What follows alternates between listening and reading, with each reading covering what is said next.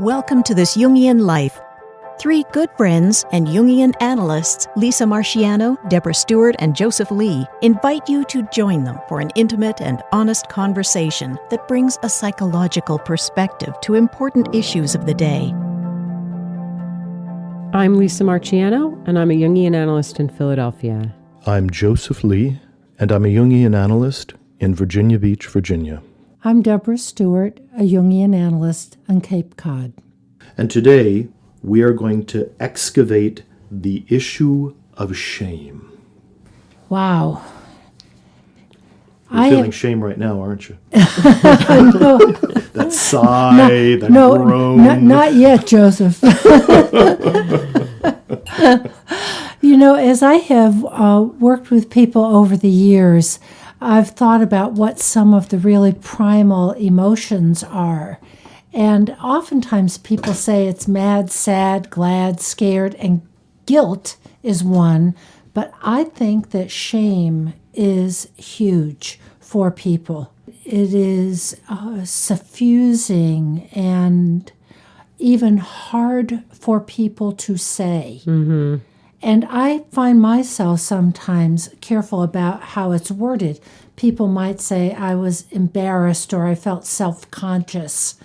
But even to say, you mean it was shaming or you felt shamed, can itself be shaming, just that word. Mm-hmm.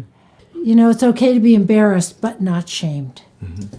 So when we talk about it as a verb, this idea of being shamed versus being ashamed versus somebody shaming somebody else. Yes. I mean, those are very different positions around it, and it feels different, and I think it evokes different things in people. Mm-hmm. So just riding on what you said, I'd love to open the discussion around being the shamer or being the shamed. Because I think that's really powerful, and I think it's really up in the culture right now in a lot of different ways. Well, there's this sort of public shaming that goes on, via social media, for example, that can just be ruinous for people. And kids even committing suicide, being shamed on Facebook or shamed in these other mediums. Which, for me, one of the differences between shame and its sibling, guilt, is that shame has to come, at least originally, from an other person. It has to be put on you by another person. Guilt is something we feel ourselves internally at a later stage of development. But children are often socialized with shame of, Bobby, shame on you. How could you do that? So it feels imposed by an other, I think. Someone's eyes are on you in such a disapproving or cold way.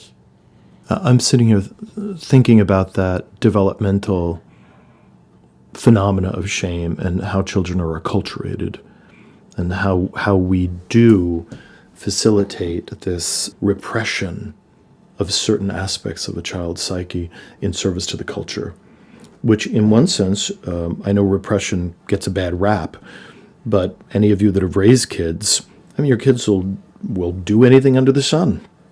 And some of those things would make it very hard for them to be successful adults if they kept doing that later in life. Of course. So there has to be this mechanism. And Freud was the one who said there is this way in which the cultural norms are absorbed into a child so that there is a voice that says, don't hit your sister with a hammer. Mm-hmm. That's shameful behavior. Don't do that, even if they want to do it. Or the behavior is wrong. Don't hit your sister with a hammer seems pretty self-evident. But how a parent or teacher differentiates between that behavior is wrong, you cannot hit your sister Susie, versus you're bad. It's an inner badness in you that created the behavior. is a subtle but very substantial distinction. Yeah, I mean, I think guilt is what you feel about and something that you did, whereas shame is a feeling you have about your whole being. And, Jung has one of the great quotes about shame. He said, shame is a soul-eating emotion. Oh. And that just feels so right to me. I mean, to be in a shame place, it's like you just feel wrong, and you feel, I think it's a terribly uncomfortable feeling, because you also feel like you are not worthy to be received by the collective. Like when you're in shame, you do not feel worthy of being connected. I think that's very, very powerful. And I want to tie that into the current phenomena right now with the Me Too movement and the way that shame is taken imaginatively out of ourselves and moved away from ourselves. So I'm imagining any number of these women who have been sexually assaulted and sexually mistreated, and the shame that they're carrying, and how soul-eating that is, and how, if we think about it as almost a psychological ritual, they're coming forward, taking the shame out of themselves and laying it upon their perpetrators, who now are tasked with carrying this toxic, soul-eating kind of energy and the purgative experience that the person might feel in transferring it out of themselves to the other person. Yeah, and I guess part of what I'm wondering is for some of the predators, I mean, are they capable of really feeling shame? Because you would think that if they were, they would have felt it long before they got in trouble for it. Well, this is where we go back to the idea of guilt and or shame as a possible cultural force, that in order for someone to feel guilt, they would have already had to constellate an ethical core that's internalized, so that the ego is in dialogue to this ethical core. So if the ethical core has, in this regard at least, has not been developed, then the culture has to continue to inform the individual of this infraction and, in a sense, to induce uncomfortable feelings inside of them until they integrate that and they feel uncomfortable with what it is. So what I would say is probably not, at least regarding that behavior. And I think Weinstein's comment, and I'm paraphrasing it, of, it was somehow normal in the 60s or 70s to behave in this way. Mm-hmm. So there really was no shame about it. Yeah, he did not experience it was normalized. Right. Or at least that's the story he told himself, that there was nothing in the culture that was speaking to this or asking him to internalize a sense of guilt or a sense of caution around this behavior. Was it normalized, or was it just culturally denied? I think it was culturally denied. That we know certain things are wrong, and there have been all kinds of things that have been brought to light, sexual abuses by priests in the Catholic Church, by the Harvey Weinsteins and the famous Hollywood casting couch, and it's quite an extensive list that has been lifted up into more consciousness now by the culture, that this is now no longer denied. It's really bad.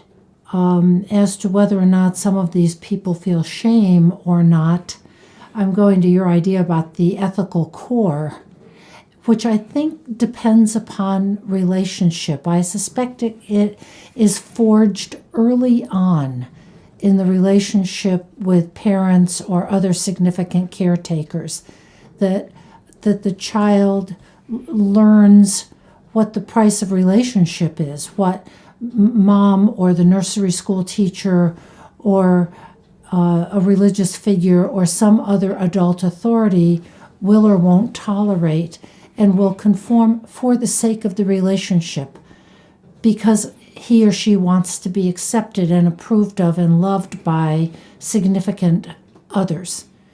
So some things are pretty culturally specific of what is shameful in one culture is not necessarily shameful in another. Absolutely. It's tremendously culturally bound, as are laws. That something is illegal in one country and not illegal in another. They're based on cultural norms. So we hope that a child eventually will extrapolate from these cultural norms more of a mature, ethical core about hurting people, let's say. Hurting people's feelings or hurting people physically even, that I can't do this. That's maybe a different thing. Is empathy different from shame? Yes, I would think so, but I think they are related in a healthy person. Mm-hmm. I do think that, and I've seen this in my practice, that people, once I get to know them, certain people, that I do sense that they have a capacity for empathy. They have a certain ethical consciousness about themselves, but they have done something in an instance which deeply disturbs them. And as I lean into it, I feel pretty certain that there was an element of dissociation in the middle of that. While they were doing the thing Yes, that... Okay. some form of a dissociation was happening in the psyche. And many times people can even remember kind of feeling they're watching themselves from a distance, or they're kind of floating in the midst of it. And that dissociation and that possession by some kind of a very primitive complex inside of themselves sweeps the ego out of the center, and they wind up doing something which is atypical for themselves but nefarious in some way. So I think it's, when we look at just the behavior that someone does, it's not the complete story. I think it's all very, very complicated. Because I think when we're talking about somebody who repeatedly behaves in a very damaging way, and they're in full command of their awareness, is that a deficit? Are they a psychopath? I'm just feeling there's so much on the table as we're just unpacking this. It's so complicated. Yeah. I want to take it down to this kind of more, I want to kind of ground it in the consulting room, because I find that so many people come in with a kind of, I'm going to call it like existential shame. And it may not really surface for a while. You know, the person doesn't come in identifying that as an issue, but perhaps has a style of managing life that involves a lot of, what winds up looking like sort of very, like a certain defensive style, maybe, where they have to keep a lot of plates in the air. You know, maybe they always have to maybe they're always keeping everybody else happy, let's say. That they become aware in the course of our work together that they spend an awful lot of time sort of tending to everyone else's needs, checking in to make sure that friends are happy or their spouse is happy or whatever. And that when we start to look at what's underneath that, like, why do you have to keep the plates spinning so fast? That what it amounts to is a deep sense of, I'm not even sure I deserve to be here. And it feels like this kind of core experience of shame. So when I have seen something like that, I usually trace it down to really early childhood experiences and the parents being particularly inattentive or narcissistic, where there's a way that children feel, and most of us can probably remember it, is that you bring something to the parent and you're met with a blankness, which the child interprets as something must be wrong here, because this isn't the reaction I was imagining, and the child kind of slinks away and then makes up a story, provides a meaning as to why they were met with that blankness or deadness. And I think that often shows up as a shame. Mm-hmm. I think you're exactly right. So we've got two different kinds of shaming experiences early on. One is this blankness that it doesn't matter what you do, you're not seen. Mm-hmm. And the other is that you feel attacked and actively shamed by being called, bad, and shame on you. How could you? That was terrible. Being made a bad object in the family. Bad object, or simply not worthy of attention. Yeah. And the idea of not worthy of attention, it's more primal than that. There's something about a child coming to a caregiver with that expectation of connection, and how they react to the deadness of it. It's like in your bones. Yeah, it's Yes. very, very deep. It's really profound. Sometimes when, I'm sort of working with something that feels kind of in that neighborhood, it's not uncommon for the person to say, I know my mom loved me. And there's a copious evidence of that, right? That this mom stayed around, this mom worked really hard, whatever. But sometimes what I'll say at that juncture is I'll say, did she enjoy you? Yes. And that's often a moment of real, Yes. well, no one's ever asked me that before. And as a matter of fact, no. I don't remember ever feeling enjoyed. So there's this way, part of the attachment bond between parent and child, and really between any of us, is that we enjoy each other. We delight in each other. We don't just take good care of each other and are kind to each other, but we laugh with each other. That's what play is. Play is an attachment behavior where you are delighting in the other. Yes, and you don't have to deserve it. Yes. You're delighted in simply because you're there. You're you. Yeah. You're breathing. You're someone's precious child. And kids just they just live for that, right? They just love to make a parent laugh. So what we're relating, I think what we're hinting at here is that this kind of experience of shame really is traumatic. It's a relational trauma. And I'll add an example to that is in Donald Kalshed's book. He is a Jungian analyst who has written a book called The Inner World of Trauma.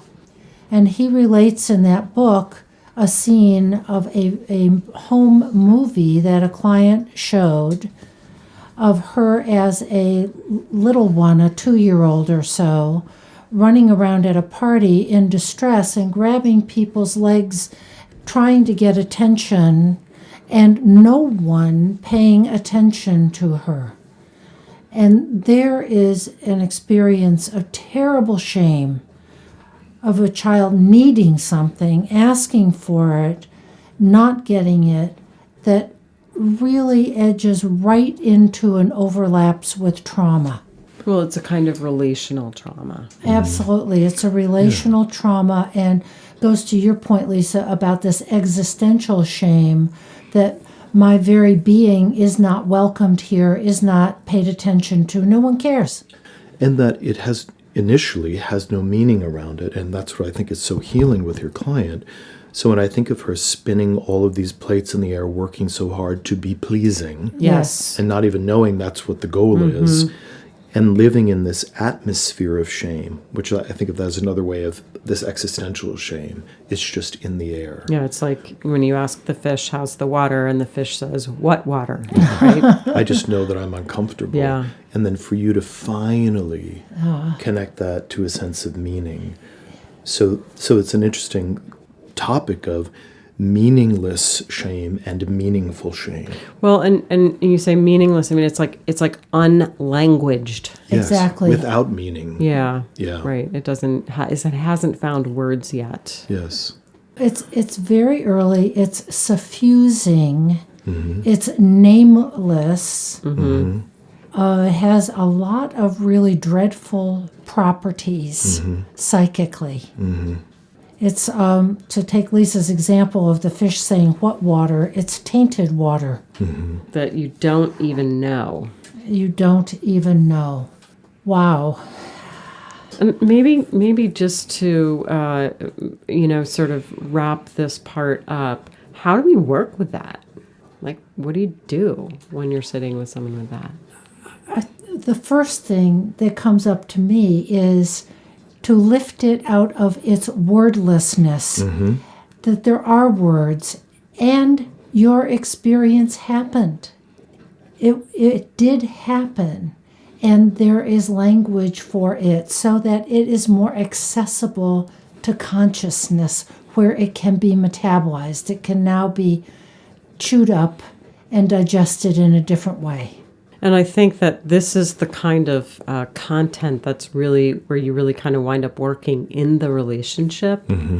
The thing that heals shame is being seen. Yes. So to be seen, not be seen spinning the plates and being pleasing, but being seen in all of your, experience of inadequacy, right? Not that the person actually is inadequate, but that they feel inadequate and that they can be seen in that vulnerable place and, seen and accepted. And that goes to how important it is to see the analysand accurately.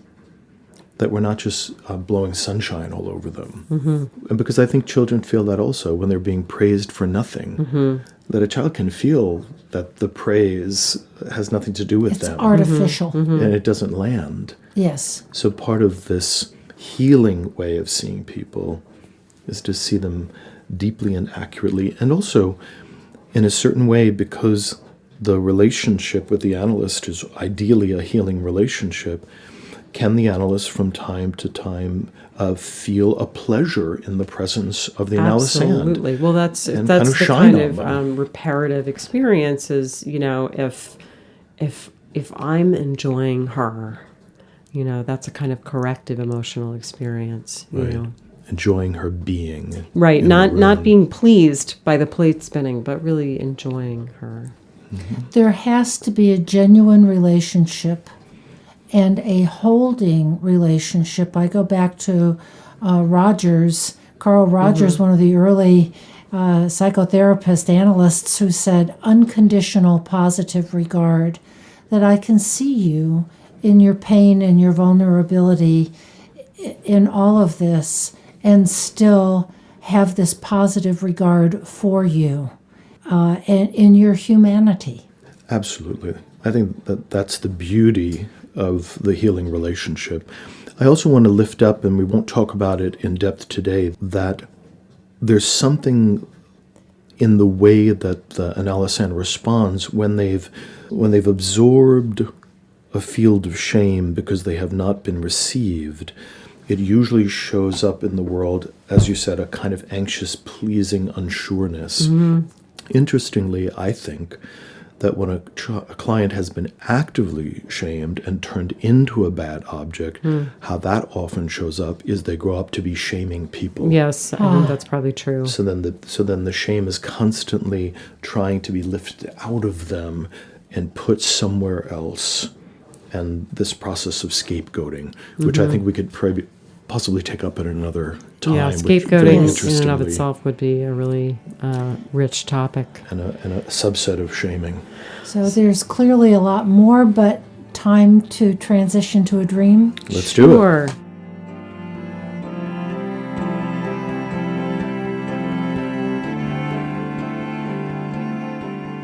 So, as with each episode, we have a dream sent to us by a listener that we're going to spend some time talking about here today. So this dreamer is a female in her early 20s, and she is an art therapist. And here's the dream, which we will also include in the show notes. I was on one side of the Grand Canyon with my graduate school classmates, and it was daylight. We all had on our caps and gowns. There was a thin land bridge reaching over to the other side where there stood significant others, homes, and other symbols of a great future. My classmates were running across, smiling and throwing their caps up into the air. I let them all go because I wanted some space to run by myself. It started to get dark, and I didn't see anyone I knew on the other side for me.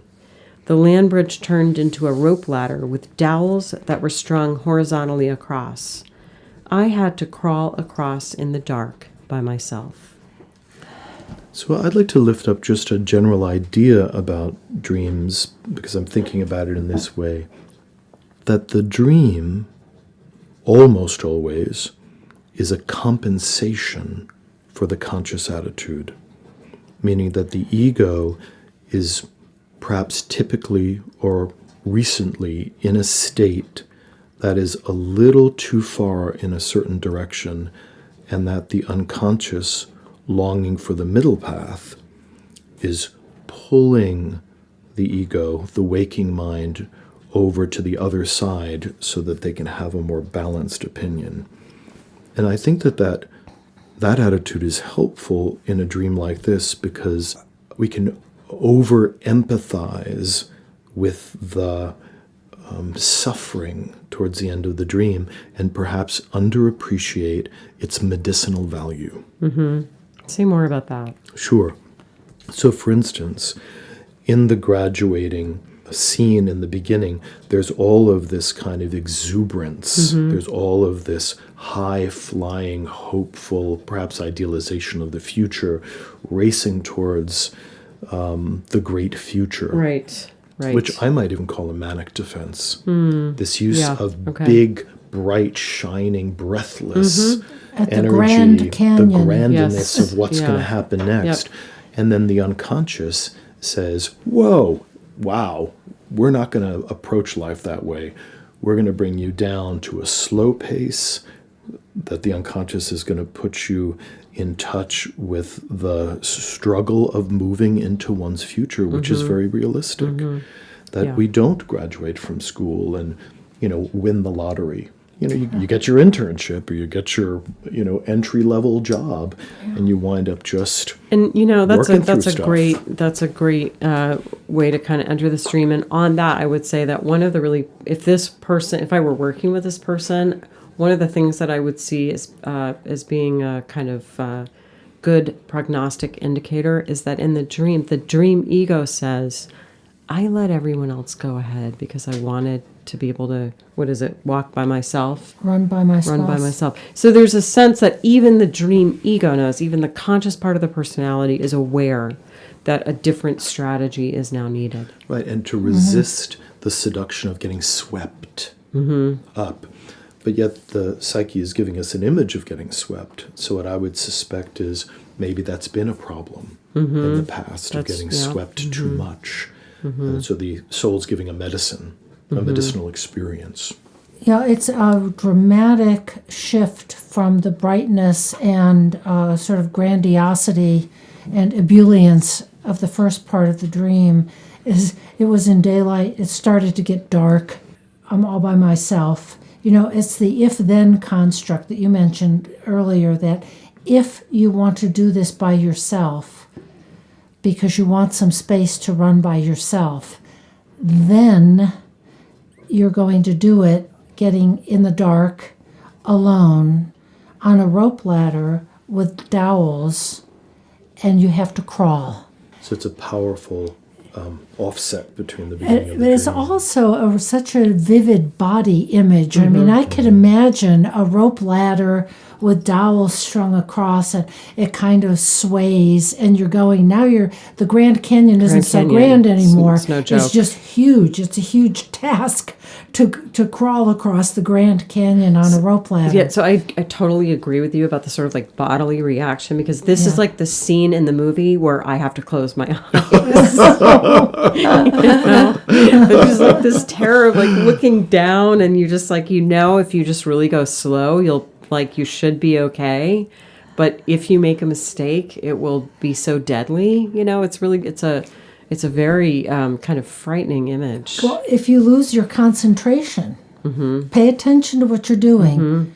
What did the dreamer say about her experience, waking feelings, experience in the dream?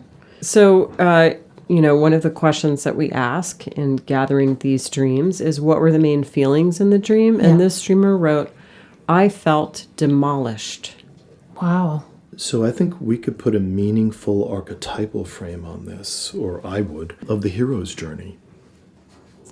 That if we think about the story of Parsifal and the quest for the Holy Grail, that, initially there's the vision of the Holy Grail, which is so numinous, it's so amazing and mobilizes everything forward, which is the great future in the dream. And then as the journey starts out, this confrontation with very challenging, very difficult trials and tribulations. And what is so heroic to me is she crawls across. I had to crawl across. And that is very heroic and not inflated at all, and quite different from the glorious glowing future in the beginning. So I have great hope for this person based on this image and the fortitude Yeah. of the heroine. And again, the sort of the ego's openness to the unconscious, that's sort of intimated, as I said before, by her saying, let them go first. Let them go first. So there has been a kind of bringing, like a humbling, Yes. and the... But I'm also paying attention. I agree with you. And to add to that, the part to me that was the most poignant is I didn't see anyone I knew on the other side for me. Is the loneliness there of there's no other welcoming person waiting for you. And I think I totally get the heartache for that, but I think as analysts, can we hold that and also hold to the developmental task of that? You're absolutely right. One has to do Mommy's this alone. not on the other side of the bridge. Right. There isn't a warm blanket. The only thing on the other side of the bridge is the end of the bridge. Yes. And then there's a dragon over the hedge, There's that old song of I had to walk this lonesome valley. I had to walk it by myself. Nobody else can walk that valley.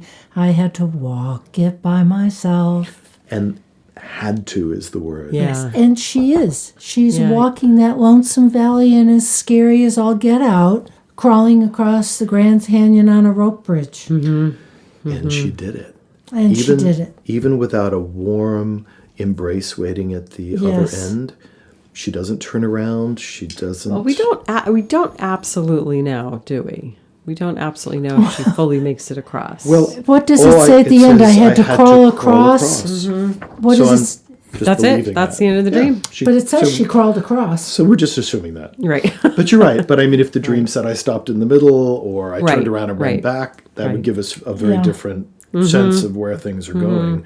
So, yes, I'm kind of caught up in the heroic archetype on her behalf right now. Yes, she made it, arms up in the air. But she seems to know what the task is. Yeah. Yes, Yes. she knows what the task is. And I think the three of us here are really wishing her well, that we're extending ourselves psychically to her and cheering her on.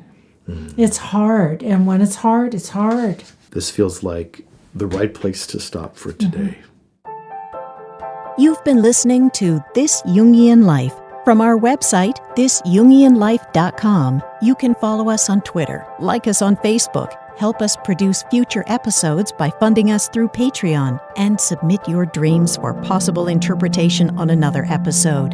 We'd like to thank our listener who shared a dream for today's show and hope you'll let us know what topics you'd enjoy hearing more about. Until next time, keep living this Jungian life.